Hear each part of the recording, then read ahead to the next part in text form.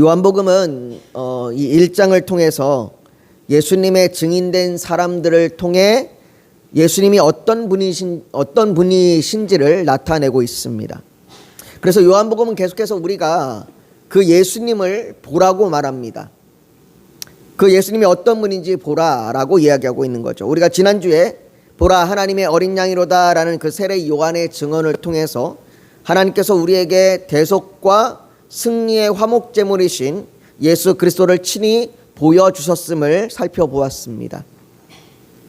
그리고 그 말을 듣고 요한의 제자였던 안드레는 예수님을 따르고 자기 형제 시몬 베드로에게 메시아를 만났다라고 예수 그리스도를 메시아로 증언합니다. 이제 오늘 우리가 살펴볼 본문에도 두 사람이 등장을 하는데요. 바로 예수님의 또 다른 제자인 빌립과 나다나엘이 등장합니다. 이 빌립과 나다나엘은 다른 복음서에는 12제자의 이름이 함께 기록된 그 명단에만 등장을 합니다. 더욱이 나다나엘은 다른 복음서에는 그의 이름조차 등장하지 않습니다. 단지 돌로메의 아들이라는 뜻의 바돌로메라고 등장할 뿐이고 많은 사람들이 그 바돌로메가 나다나엘일 것이다 라고 이야기합니다. 물론 이것조차도 성경에서 직접적으로 바돌로메가 나다나엘이라고 얘기하지는 않습니다. 이처럼 다른 복음서에는 잘 언급되지도 않았던 빌립과 나다나엘을 통해 이 요한복음을 쓴 요한은 다른 관점에서는 중요해 보이지도 않았던 이 인물이라 할지라도 하나님의 부르심에는 그 한 사람 역시 중요한 만남과 믿음의 고백이 있음을 보여줍니다. 특별히 요한은 이 빌립을 요한복음의 중요한 사건들마다 등장을 시켜서 이 빌립이 그 요한 공동체에 어떠한 영향력을 주고 있는지를 드러내기도 합니다. 정말로 중요해 보이지 않는, 그래서 이름만 등장했던 그 빌립과 나다나엘이 이 요한복음에서는 매우 중요한 고백을 하고 예수님이 어떤 분인지를 드러내고 또 그들의 제자로서의 삶의 모습을 보여주는 아주 핵심적인 역할을 오늘 1장에서 하고 있는 겁니다. 그러니까 우리가 어떤 관점으로 보느냐가 매우 중요합니다. 이건 우리에게도 마찬가지예요. 어쩌면 우리는 많은 사람이 보는 관점에서는 잘 드러나지 않는 그런 성도일지 모릅니다. 하나님을 믿는다고 해도 어떤 사람은 하나님을 믿으면서 이렇게 남들에게 좀 알려지는 사람들이 있지만 하나님을 믿으면서도 전혀 이름조차 남지 않는 사람들이 있는 것처럼 이름이 우리가 알려지지도 않고 많은 업적이 기록되지도 우리는 않았습니다.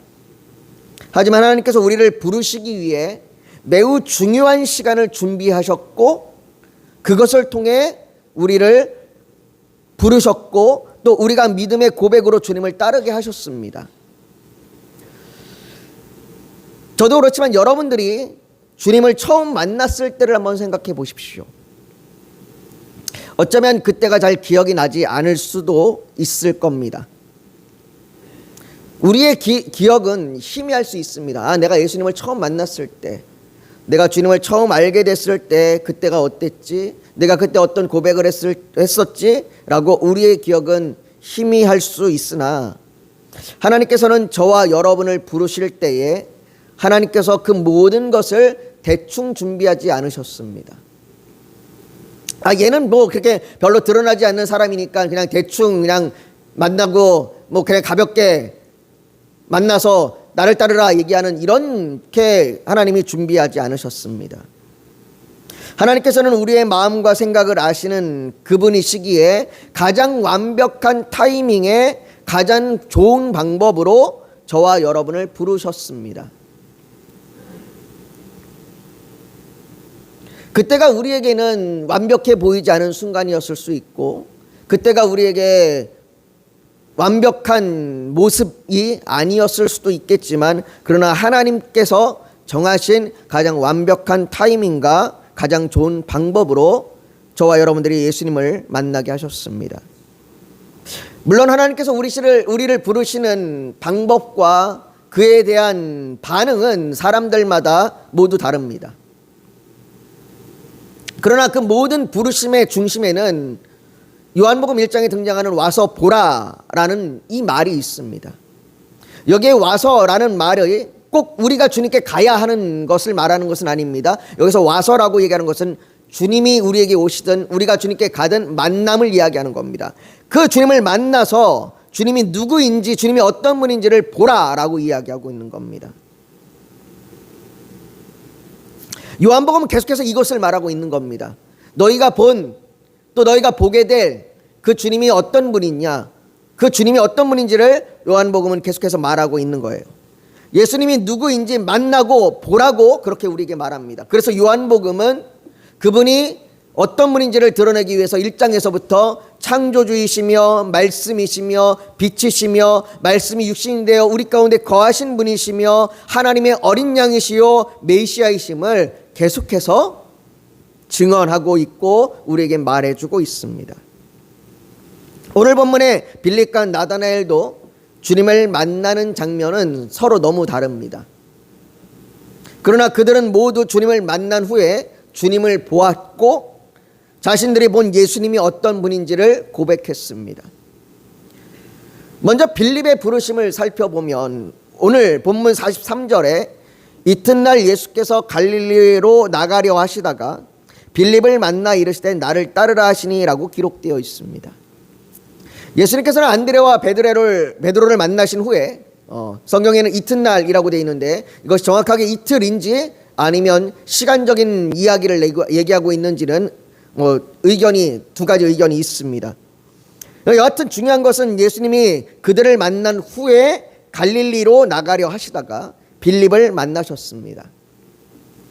여기에 만났다라고 하는 것은 우연히 만난 것이 아니라 예수님이 직접 찾아가신 겁니다. 길을 가다 우연히 만난 것이 아니라 예수님이 그를 보기 위하여 갈릴리 바다로 가신 겁니다. 여러분, 우리 삶의 때로는 우연처럼 보이는 일도 하나님의 필연입니다. 예수님께서는 그렇게 빌립을 찾아가신 겁니다. 그리고는 그에게 나를 따르라 라고 말씀하십니다.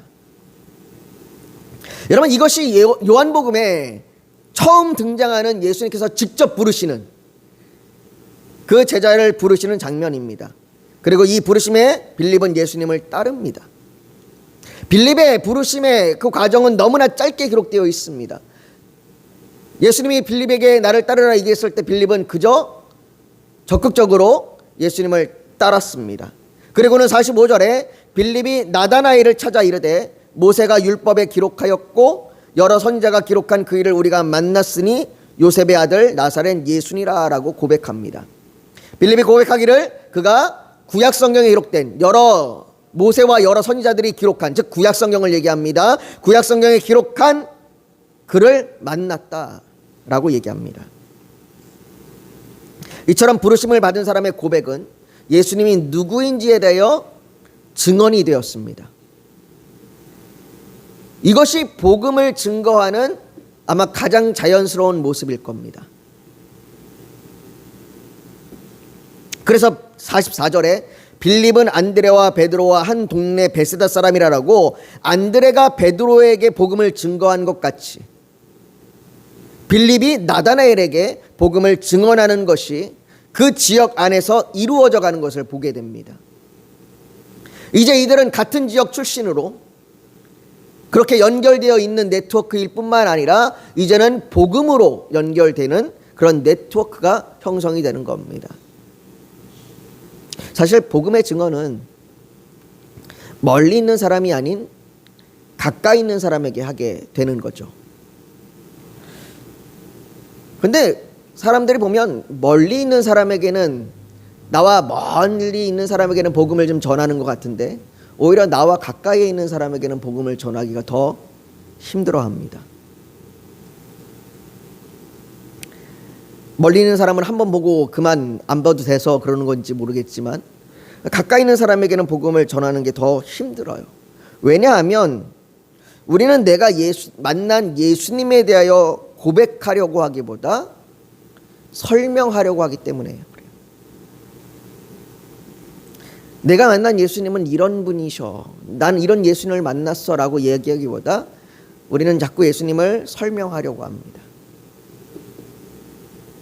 빌립이 나다나엘에게 자신이 만난 예수님에 대하여 구약에서 말한 선자를 만났다. 내가 그분을 만났어. 그분이 요셉의 아들 나사렛 예수야 라고 고백할 때 나다나엘의 반응은 그렇게 좋지 못했습니다. 오히려 46절에 나사렛에서 무슨 선한 것이 날 수 있느냐라고 빌립에게 반문합니다. 당시 나사렛은 환경적으로 매우 열악한 지역이었습니다. 그래서 많은 사람들이 그 지역에 대한 편견을 가지고 있었습니다. 그러나 무엇보다 나사렛에서 선한 것이 나올 수 있겠느냐라고 묻는 것은 나사렛이라고 하는 동네가 구약 성경에 메시아의 예언을 말할 때 한 번도 등장한 적이 없습니다.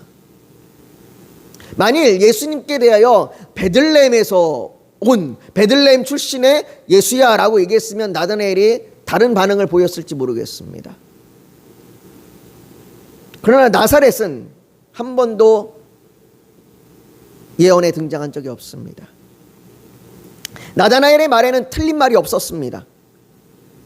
그런데 그 빌립은 그런 나다나엘에게 왜 나사렛 예수가 구약 성경이 말하는 선지자인지 설명하지 않습니다. 이게 가장 큰 차이인 것 같아요. 우리는 자꾸 설명하려고 그래요. 왜 네가 예수님을 만나야 되는지 어떻게 해야 되는지 자꾸 설명이 더 많습니다. 물론 설명이 필요 없다는 게 아닙니다. 예수님에 대하여 알려주어야 하죠. 그러나 내 고백과 상관없이 설명하려고 하는 때가 더 많은 것 같습니다. 빌립은 설명하기보다 대신에 와서 보라라고 말합니다. 여러분, 우리는 예수님을 단지 논리로만 설명하는 사람이 아니라 우리는 예수님께로 인도하는 사람입니다. 앞을 보지 못하는 사람에게 한 번도 보지 못한 코끼리를 아무리 설명하고 만지게 해도 앞을 보지 못하는 사람은 그 코끼리가 어떤 모습인지 정확하게 알 수 없습니다. 오히려 자신의 편견대로 이해할 뿐입니다. 그래서 코를 만진 사람은 코끼리는 긴가 보다 라고 얘기하고, 다리를 만진 사람은 코끼리는 두꺼운가 보다 생각을 하는 거죠. 그러나 그 앞을 보지 못하는 사람이 눈을 뜨게 된다면 비로소 코끼리를 정확하게 알아보게 됩니다. 그러니까 봐야 합니다. 봐야 알 수 있습니다. 마찬가지입니다. 우리가 아무리 예수님을 설명해도 우리의 설명은 부족합니다. 때때로 우리는 서로를 사랑함으로 그 사랑을 통해 예수님을 보여줄 수 있습니다.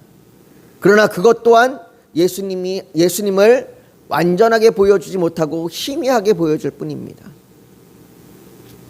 물론 이것마저도 못할 때가 더 많습니다. 빌립은 나다나엘에게 예수님을 만나고 그분이 누구인지 직접 보라고 말합니다. 와서 보라. 그리고 함께 예수님께로 갔습니다. 그런 나다나엘에게 예수님께서는 보라, 이는 참으로 이스라엘 사람이라 그 속에 간사한 것이 없도다 라고 말씀하십니다. 어떤 사람이 참으로 이스라엘 사람입니까? 바울은 로마서 2장 29절에 이렇게 얘기를 해요. 오직 이면적 유대인이 유대인이며 할례는 마음에 할지니 영에 있고 율법 조문에 있지 아니한 것이라 그 칭찬이 사람에게서가 아니요 다만 하나님에게서니 라고 말합니다. 겉으로 드러나는 유대인이 아니라 참 이스라엘은 내면적으로 유대인이어야 한다고 얘기합니다. 그런데 내면적으로 유대인이면 이걸 누가 알아줍니까? 겉으로 나타나지 않으면 누가 인정해 줍니까? 우리가 아무리 예수 그리스도를 잘 믿고 내가 예수님의 그 사랑 안에서 내가 살아간다고 해도 내 안에만 머물고 있으면 사람들은 모릅니다. 내 안에 있는 걸 어떻게 압니까? 차라리 속은 시꺼매도 겉이 화려한 것이 오히려 사람들은 더 인정해 줍니다.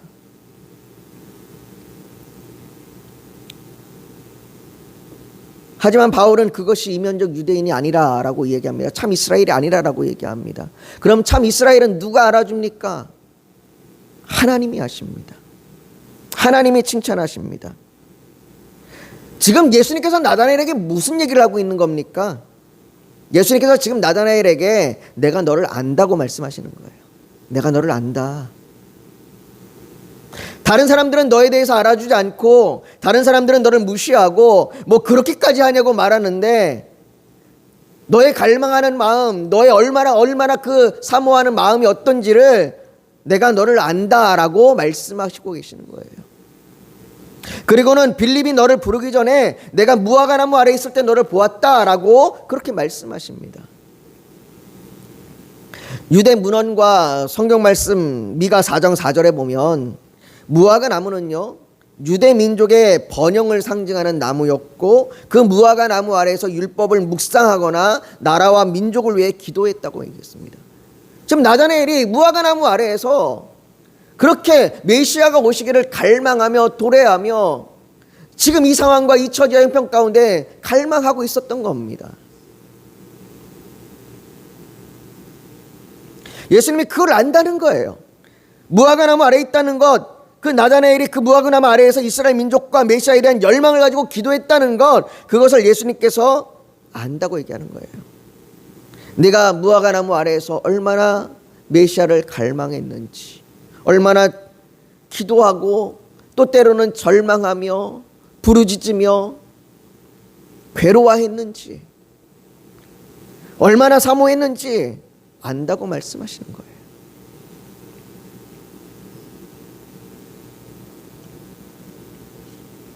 여러분, 이게 와서 보라라고 얘기하는 겁니다. 본다는 건 그냥 눈으로 보는 것이 아니라 그분이 어떤 분인지를 안다는 거예요. 아, 저분이 나를 아시는 분이구나.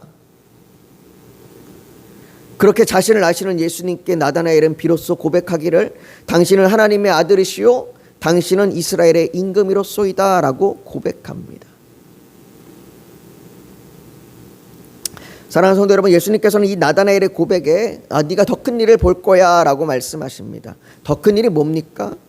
오늘 본문 51절에 보니까 또 이르시되 진실로 진실로 너희에게 이르노니 하늘이 열리고 하나님의 사자들이 인자 위에 오르락내리락 하는 것을 보리라 하시니라 라고 말씀하십니다. 이건 야곱의 사다리, 야곱이 꿈에서 하늘의 사닥다리에 오르락내리락 하는 것을 봤던 것을 연상하게 합니다. 이처럼 하늘문이 열리고 예수 그리스도를 통하여 그 하나님의 나라가 이 땅 위에 임하는 것을 보게 될 거라고 말씀하시고 계시는 겁니다. 다시 말해 예수 그리스도의 그 십자가의 죽으심으로 이 땅에 하나님의 나라가 임할 것이고 예수 그리스도가 다시 이 땅에 재림하시는 그때에 하나님의 나라가 완성될 것, 그것을 보게 될 것이다 라고 얘기하고 있는 거예요.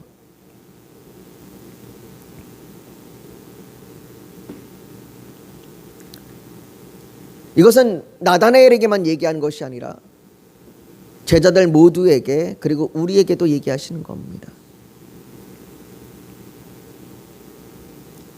우리가 예수님을 본다는 건 그분의 영광을 보는 것이고 그분의 영광을 볼 때에 우리는 주님이 나에게 어떤 분인지를 고백하게 됩니다.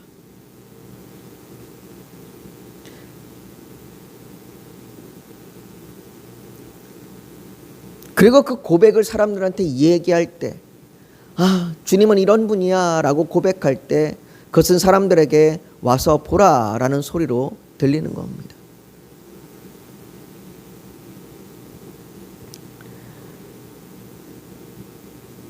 우리가 복음을 증거하고 나가서 전도하고 할 때에 우리 안에 이 고백을 좀 가득 담고 나갔으면 좋겠습니다.